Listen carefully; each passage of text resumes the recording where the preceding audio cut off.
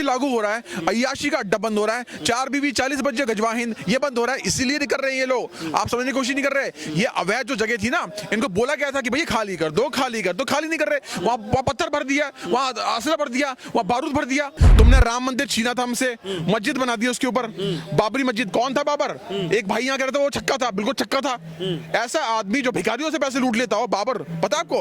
उसके राज्य में कोई भिखारी जाते थे, उनसे भी पैसे छीन लेता था वो। चाइना में क्यों नहीं कर रहे हो? चाइना में मस्जिद को बना के टॉयलेट बना दिया ना तोड़ के। यही हुआ ना, मुसलमानों की दाढ़ियां नोची जा रही हैं। हिंदुस्तान में कहां हो रहा है? हिंदुस्तान में तो हमने मुसलमानों के सर पे, ये मेरे भाई हैं, उनका चारा है। भाई साहब जूतों के यार है, जूता नहीं खाएंगे तब तक मानेंगे नहीं। तो माथे पे गोली मारने वाली बात है, बिल्कुल सही है। गोली मार के तुरंत, जब तक 4-5 लोग अल्लाह को प्यारी नहीं होंगे तब तक मानेंगे नहीं। हलाला करवाना है तो कहां बाहर जाने की आवश्यकता थोड़ी है। अब्बू हलाला कर देंगे, हमारा मेरा भाई कर देगा हलाला। उसकी वो किस काम के लिए? इसी काम के लिए। इनके मौलाना क्या कह रहे हैं पता है? शर्म वाली बात है कि अगर तुम्हें शादी करनी है तो बाहर शादी करने की आवश्यकता नहीं है, अपनी बेटी से कर लो, अपनी बहन के साथ कर लो। ये कोई तरीका होता है? ये क्या अय्याशी का अड्डा तुम्हारा? पुलिस को और प्रशासन को सख्ती से इन्हें कुचल देना चाहिए। जो आतंकवादी गतिविधि चलाते हैं, जो इस देश में आग लगाते हैं, वो सब आतंकवादी हैं। 300 से ज्यादा लोग हल्द्वानी में घायल हैं, पुलिस पर हमला हुआ है, 6 लोगों की पता चल रही है कि मौत भी हो गई है। कैसे देखते हैं इसको? ये कहाँ की चीजें थी जो बाहर निकल के इतनी वायलेंट हो गई? अरे कहाँ की चीजें थी? आपको पता नहीं कहाँ की चीजें थी? यूसीसी लागू हो रहा है, अय्याशी का अड्डा बंद हो रहा है, 4 बीवी 40 बच्चे गजवा हिंद ये बंद हो रहा है, इसीलिए नहीं कर रहे हैं ये लोग। आप समझने की कोशिश नहीं कर रहे। ये अवैध जो जगह थी ना, इनको बोला गया था कि भैया खाली कर दो, खाली कर दो, खाली नहीं कर रहे। वहां पत्थर भर दिया, वहां असला भर दिया, वहां बारूद भर दिया। तो और तोड़ेंगे तो और क्या करेंगे? अगर तुम उनका इस्तेमाल करोगे पब्लिक को मारने के लिए, पब्लिक प्रॉपर्टी को खत्म करने के लिए, तो पुलिस ने बिल्कुल सही किया। और जो माथे पे गोली मारने वाली बात है, बिल्कुल सही है। गोली मार के तुरंत, जब तक 4-5 लोग अल्लाह को प्यारी नहीं होंगे तब तक मानेंगे नहीं। अब बुरा मत मानेगा। तुमको किसने अधिकार दिया? एक मुस्लिम महिला सशक्त हो रही है, वो उच्च पदों पे जाके बैठेगी, उसे एजुकेशन मिलेगी। खाली यही नहीं 4 बीवी 40 बच्चे, ये भी है उसके अंदर की जो प्रॉपर्टी का हिस्सा है ना, वो बेटी को भी मिलेगा। ठीक है, उसके अधिकार में भी चीजें आएंगी, उसकी एजुकेशन में भी चीजें आएंगी। उम्र 18 साल कर दी गई है। पूरी जानकारी लोगों को है नहीं इसके बारे में, आपको बता रहा हूं। तो अगर वो ऐसा हो रहा है तो क्या दिक्कत है? नहीं करेंगे। अरे भैया अब हलाला करवाना है तो कहां बाहर जाने की आवश्यकता थोड़ी है। अब्बू हलाला कर देंगे, हमारा मेरा भाई कर देगा हलाला। उसकी वो किस काम के लिए? इसी काम के लिए। इनके मौलाना क्या कह रहे हैं पता है? शर्म वाली बात है कि अगर तुम्हें शादी करनी है तो बाहर शादी करने की आवश्यकता नहीं है, अपनी बेटी से कर लो, अपनी बहन के साथ कर लो। ये कोई तरीका होता है? ये क्या अय्याशी का अड्डा तुम्हारा? ये क्या मतलब यूसीसी से रिलेटेड चीजें थी जो पहले से तैयार की जा रही थी, अचानक से इतना पत्थर, इतनी इस कदर की व्यवस्थाएं कैसे अचानक हो सकती है? सर ये सारी उच्च पद पे जो नेता बैठे हैं, मुस्लिम नेता बैठे हैं, उन्हें पता था कि ये लागू होने वाला है। उन्होंने अपने लोगों को बोल दिया कि उस दिन भैया तुम्हें काम करना है। वो तो वहां बैठे हैं, उनका तो बाल भी बाका नहीं हो रहा। उन्होंने मुसलमान को भड़काना है और इस देश में दंगे करवाने हैं। वो तो अच्छा है कि मोदी जी ने उनको मौका दिया सुधरने का, लेकिन सुधरे नहीं वो। आप एक बार बताइए कि अगर तुम्हारे कोई ऐसा कानून आ रहा है जैसे तुम्हारी कम्युनिटी में कुछ स्टैंडर्ड बढ़ने वाले हैं, आज 70 साल से अब्दुल वही पंचर की दुकान खोल के बैठा हुआ है यहाँ पर, बताइए ये कोई तरीका होता है? अगर तुम्हारी महिला, हमारे सनातन धर्म के अंदर महिला शक्ति का प्रतीक है, मेरी माँ शक्ति का प्रतीक है। हमारी जो माँ काली है, पूरी दुनिया के अंदर शक्ति के लिए उनका नाम लिया जाता है, तो मुस्लिम महिला भी शक्ति का प्रतीक है। तो मुझे एक महिला का नाम बताओ जो फेमस हो, जैसे हमारी माँ लक्ष्मीबाई। कोई है मुस्लिम महिला? एक भी नहीं है। ये उभरने देते नहीं है। तो अगर आज गवर्नमेंट उनके कल्याण के लिए काम कर रही है, तुम क्यों नहीं करने दे रहे हो? क्या मुस्लिम महिलाओं को पढ़ने का अधिकार नहीं है? क्या मुस्लिम शूट एंड साइड के जो आदेश दिए गए हैं कि दिखते ही जो उग्रवादी है उनको गोली मार दी जाए, ये ज्यादा नहीं हो जाएगा कि कहीं ना कहीं अगर कोई ऐसा? बहुत कम है सर। एक गोली पिछवाड़े में मारी जाए और एक दूसरी गोली माथे में मारी जाए, ताकि दोबारा ये हरकत ना कर पाए। बिल्कुल सही। तब तक की कठोरता नहीं लाई जाएगी तब तक इस देश का भला नहीं होने वाला। मैं आपको बता रहा हूँ, ये बाज नहीं आएंगे। ये यूनान गए, वहां यूनानी को खत्म कर दिया। फ्रांस गए, फ्रांस को खत्म कर दिया। ये वहां चले गए, कहते हैं ये ताइवान के पास में, वहां खत्म कर दिया। म्यांमार, वहां खत्म कर दिया। श्रीलंका गए, वहां खत्म कर दिया। ये आतंकी मचाओगे तुम? क्या तुमने आतंक मचाने का ठेका ले रखा है? पत्थर मार रहे हो तुम? तुम्हारे भले की बात कीजिए, बिल्कुल सही लिया, शूट एट साइट। जब माहौल पहले से बिगड़ा हुआ है, मुसलमान नाराज दिख रहा है, तो ऐसे में क्या जरूरत थी उस समय कानूनी कार्रवाई करने की? अरे भाई साहब, मुसलमान नाराज क्यों है? किस बात के लिए नाराज है? तुमने राम मंदिर छीना था हमसे, मस्जिद बना दी उसके ऊपर, बाबरी मस्जिद। कौन था बाबर? एक भाई यहाँ कह रहा था वो छक्का था, बिल्कुल छक्का था। ऐसा आदमी जो भिखारियों से पैसे लूट लेता हो, बाबर, पता आपको? उसके राज्य में कोई भिखारी जाते थे, उनसे भी पैसे छीन लेता था वो।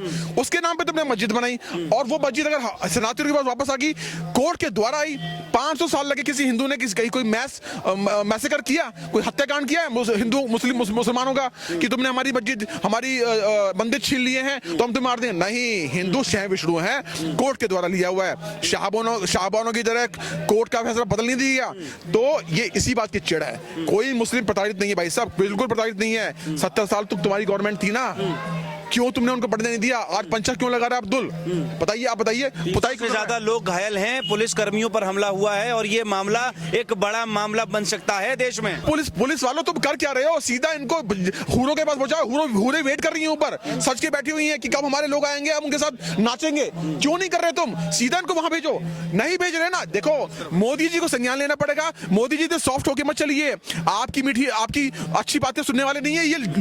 ये लातों के भूत हैं, बातों से नहीं मानने वाले। चाइना में क्यों नहीं कर रहे हो? चाइना में मस्जिद को बना के टॉयलेट बना दिया ना तोड़ के, यही हुआ ना। मुसलमानों की दाढ़ियां नोची जा रही हैं। हिंदुस्तान में कहां हो रहा है? हिंदुस्तान में तो हमने मुसलमानों के सर पे, ये मेरे भाई हैं, उनका चारा है। भाई साहब जूतों के यार है, जूता नहीं खाएंगे तो मानेंगे नहीं। तो मतलब क्या इस तरह से आप जो है उनको प्रताड़ित करेंगे? वो कहते हैं, इसलिए आरोप लग रहा है कि प्रताड़ित किया जा रहा है, सब छीन रहे हैं। प्रताड़ित हम हो रहे हैं सर। ज्ञानवापी हमारा था, इन्होंने ले लिया। नालंदा को जला के राख कर दिया इन्होंने।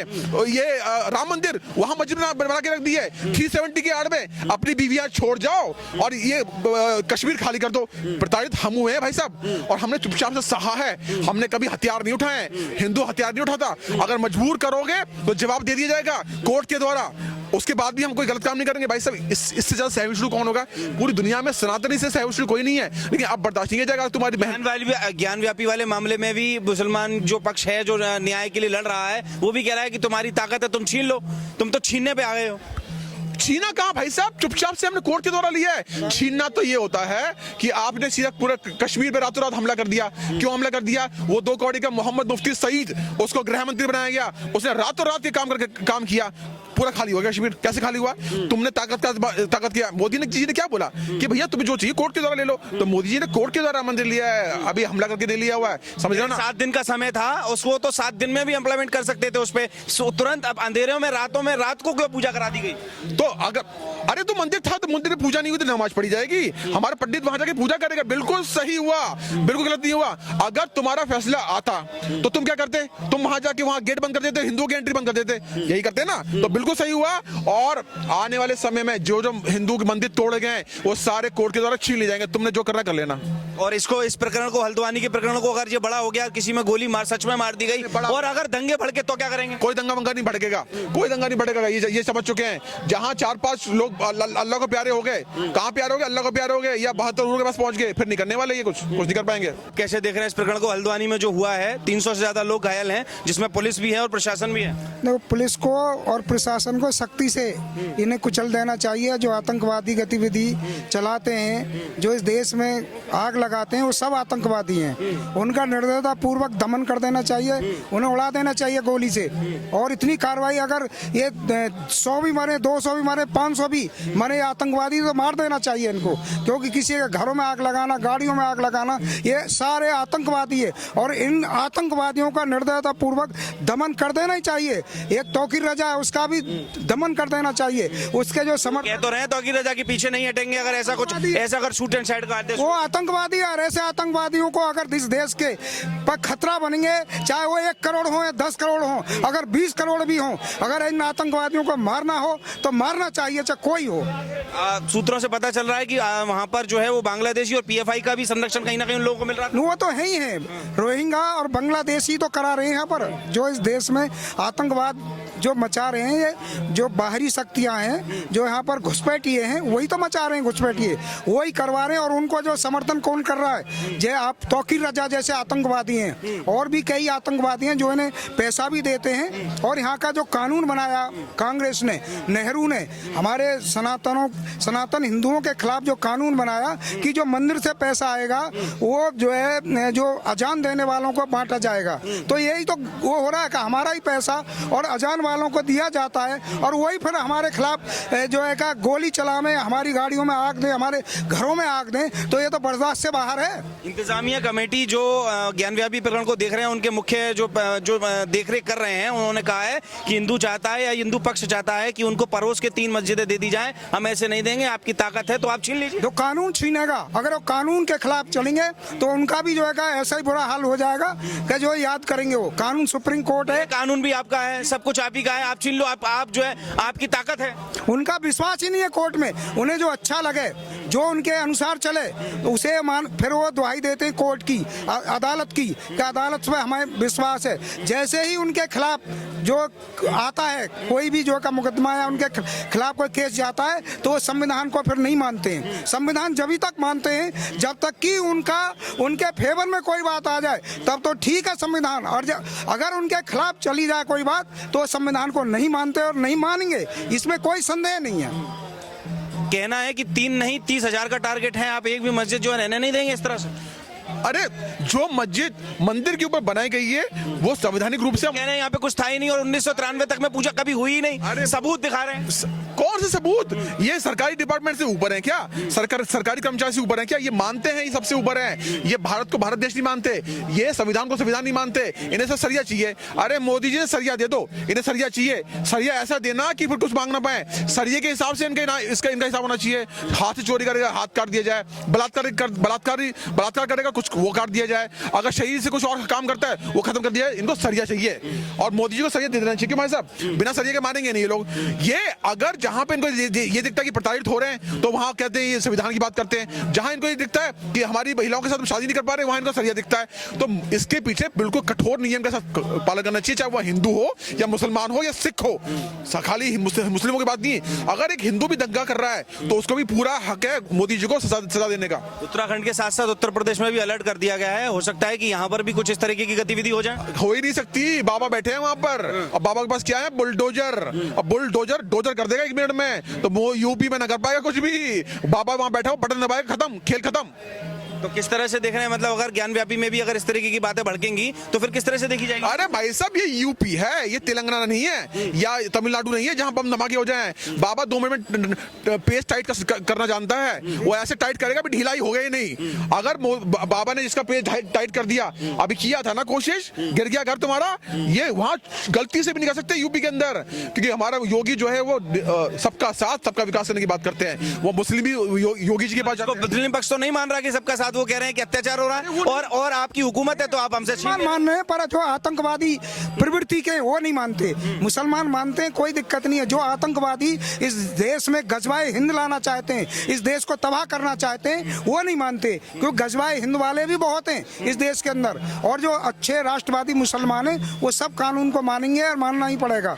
और मानते हैं उन पे फिर वो फतवा जारी हो जाता है। मैं कह तो रहा हूँ, तो हमारी सरकार का ये दायित्व है कि जो इस देश को गजवाए हिंद बनाना चाहते हैं या आतंकवादी गतिविधियों में संलिप्त हैं और इस देश में आतंकवाद फैलाना चाहते हैं, उनका निर्दयता पूर्वक दमन करना पड़ेगा, हर हालत में करना पड़ेगा इन आतंकवादियों।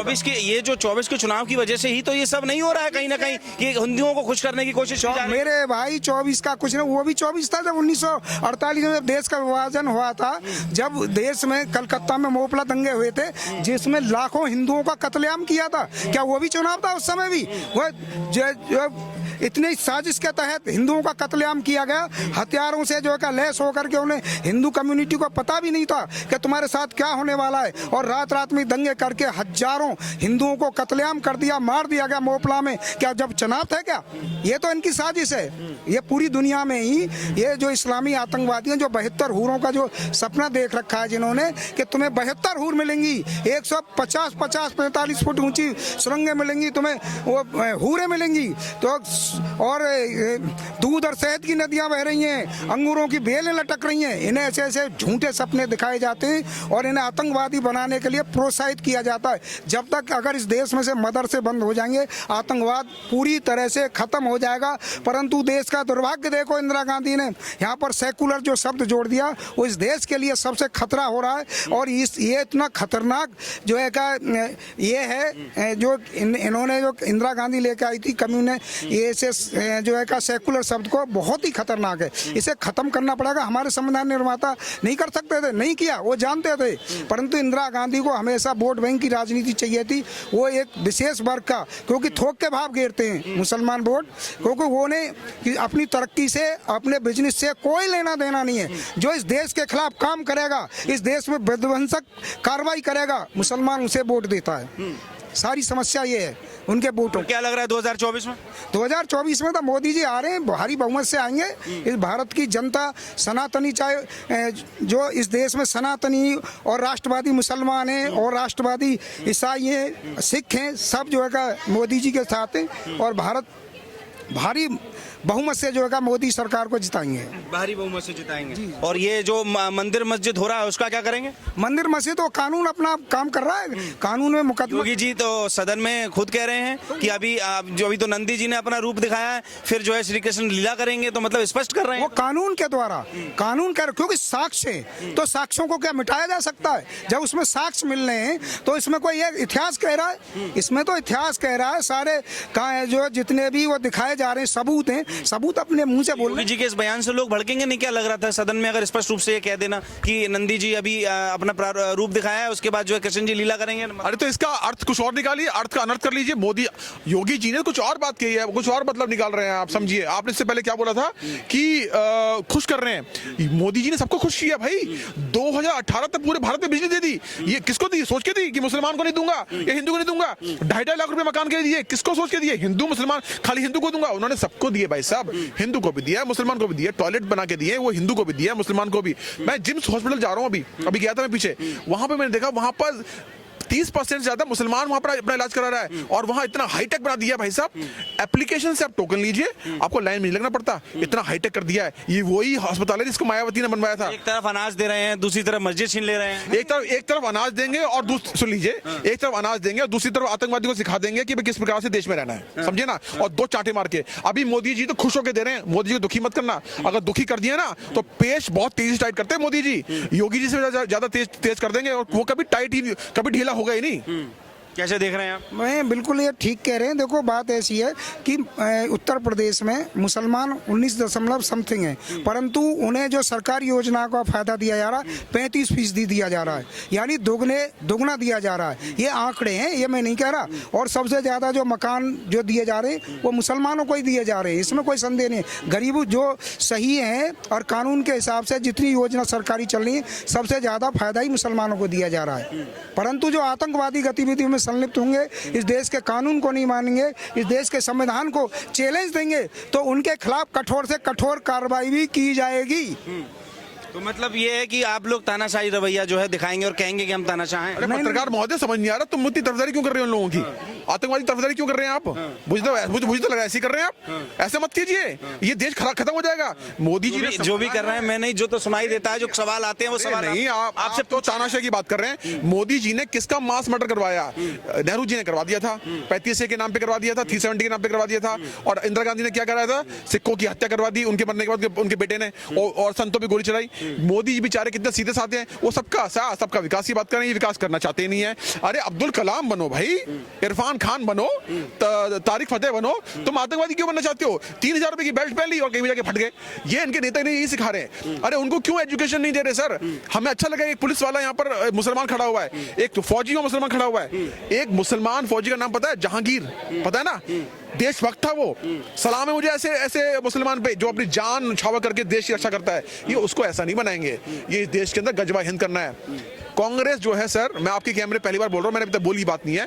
कांग्रेस जो है वो एक सीक्रेट सोसाइटी का हिस्सा है, एक अंग्रेज के द्वारा स्थापित थी। और गांधी जी और नेहरू जी उसमें प्लांट किए हुए हैं। उनका मुद्दा ये था कि हम इस भारत सनातन को शक्ति के बल पे नहीं खत्म कर सकते, तो उन्होंने कांग्रेस को प्लांट कर दिया। और कांग्रेस के अंदर जो लोग बाद में सम्मिलित हुए, चाहे वो अच्छे लोग भी थे, उनको ये बात पता नहीं थी। असली बात ये है कि कांग्रेस एक सीक्रेट सोसाइटी है जो यूके के क्या कहते हैं, ब्रिटेन के द्वारा चलाई जा रही है, समझे? और इंदिरा गांधी उसका हाथ की पपेट है, ये चीज समझ लीजिएगा। अच्छा, वो जो मुस्लिम पक्ष है वो इस बात को लेकर भी डरा हुआ है कि आज आप 3 मांग रहे हो, कल आप 30,000 मांगोगे, तो क्या ये सच है कि 3 के बाद भी आपका टारगेट और भी रहेगा? अरे मेरे भाइयों, मैं तुम्हारा चारा बोल रहा हूँ। एक चीज को समझ लीजिए, जरा चाइना जाके देखिए, वहां मस्जिदें तोड़ के वहां टॉयलेट बना दिए गए हैं, वहां सारे मुसलमानों की दाढ़ी काट दी गई है, वहां तुम बच्चे पैदा नहीं कर सकते। ये भारत देश है जो तुम्हें इज्जत दे रहा है। किसी देश और देश में चले जाओ, मुसलमान को मार रहा है। मेरे भाइयों समझ जाओ इस बात को। अगर तुम नहीं समझे तो जरा 4 दिन का वीजा लगा के चाइना हो गया हो, तुम्हारी क्या इज्जत खातिरदारी वहां की जाती है तुम्हें पता चल जाएगा। भारत के अंदर तो इनको सर आंखों बिठाया भाई साहब, हमने सर आंखों बिठा रखा है। हम इतने शर्मिष्णु हैं, कितने प्यार से कह रहे हैं भैया दे दो, भैया दे दो, तुम क्यों कर रहे हो? हमने कितने लोगों की हत्याकांड करे, ये करते आ रहे हैं। ये यूनान में भी मार रहे हैं, ये फ्रांस में भी मार रहे हैं, ये श्रीलंका भी मार रहे हैं, ये म्यांमार में भी मार रहे हैं, ये मेवात में भी मार रहे हैं। क्यों मार रहे हो?